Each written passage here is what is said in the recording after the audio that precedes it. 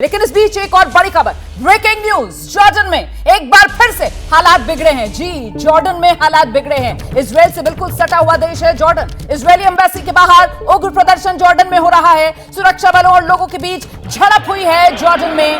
Gaza में Israel के हमलों का विरोध किया जा रहा है। जॉर्डन की ये तस्वीरें आपके सामने हैं। कल भी जब अस्पताल पर अटैक हुआ था, उसके बाद भी हमने देखा था जॉर्डन में सड़कों पर बड़ी संख्या में लोग उतर आए थे। इजराइल और अमेरिका की जो एम्बेसीज हैं उनके सामने प्रदर्शन किया जा रहा था। और आज एक बार फिर से जॉर्डन की सड़कों पर ये लोगों का हुजूम जो देखने के लिए मिल रहा है। ऐसे में मुझे लगता है गोयल सर को आना चाहिए। एक तरफ ये तस्वीरें हैं और दूसरी तरफ सवाल बड़ा होता हुआ कि क्या दुनिया तीसरे विश्व युद्ध के मुहाने पर पहुंची हुई है। देखिए, अगर ये सवाल की दुनिया तीसरे विश्व युद्ध के कगार पर पहुंची है, वो मेजर जनरल विशंबर दयाल अगर जब सवाल का जवाब देते तो अच्छा रहता।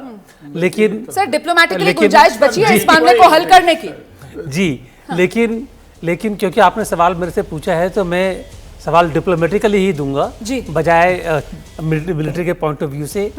देखिए, युद्ध दो तीन चीजें हैं यहाँ पर कि जब 7 अक्टूबर को पहला हमला हुआ था तब मैंने कहा था कि मेरे को उम्मीद थी कि इजराइल की बड़ी इंसिसिव सी स्ट्राइक होगी गाजा के ऊपर और 2-4 दिन में जो हमास की ताकतें ख़त्म हो जाएगी, ख़त्म तो होनी थी, और उसके बाद युद्ध शांत हो जाएगा। लेकिन जिस तरह से अब ये युद्ध के हालात बनते जा रहे हैं, ये युद्ध ख़त्म होने की बजाय और आगे बढ़ने की दिशा में आगे बढ़ रहा है ये।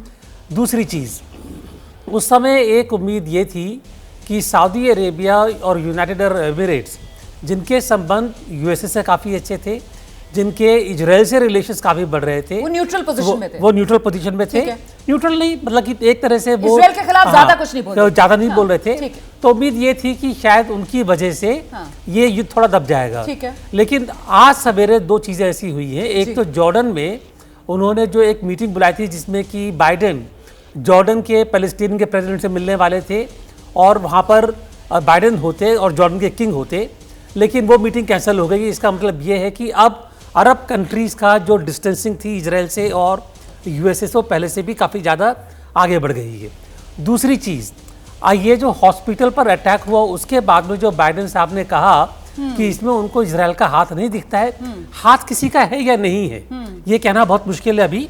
लेकिन जो उन्होंने इजराइल को एक चिट दे दी है, फ्री चिट दे दी है, और एक जो उन्होंने पोस्टरिंग दुनिया को दिखा दिया कि हम तो इजराइल के साथ जी, क्योंकि अभी किसी तरीके की जांच नहीं हुई है, कुछ तथ्य नहीं पता है, लेकिन फिर भी अमेरिका की तरफ से संदेश जो दिया गया है कि हम इजराइल के साथ। ऐसे में अभी तक जो उम्मीद की जा रही थी कि वो जो जॉर्डन समिट होगी और वहां पर अमेरिका के जरिए कोई मध्यस्थता का रास्ता निकलेगा, लेकिन अस्पताल पर अटैक होता है, जॉर्डन वाला जो दौरा होता है अमेरिकी राष्ट्रपति का वो रद्द हो जाता है। तो फिर यहां से अब मध्यस्थता का रास्ता अगर कोई बचता है तो कैसे और वो कौन करेगा, इस पर आगे बात करेंगे।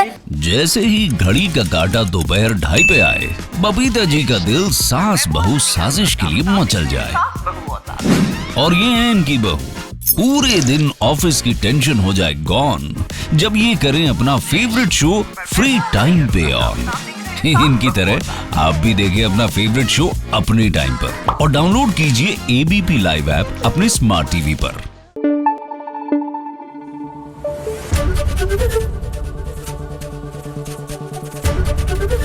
एबीपी न्यूज आपको रखे आगे।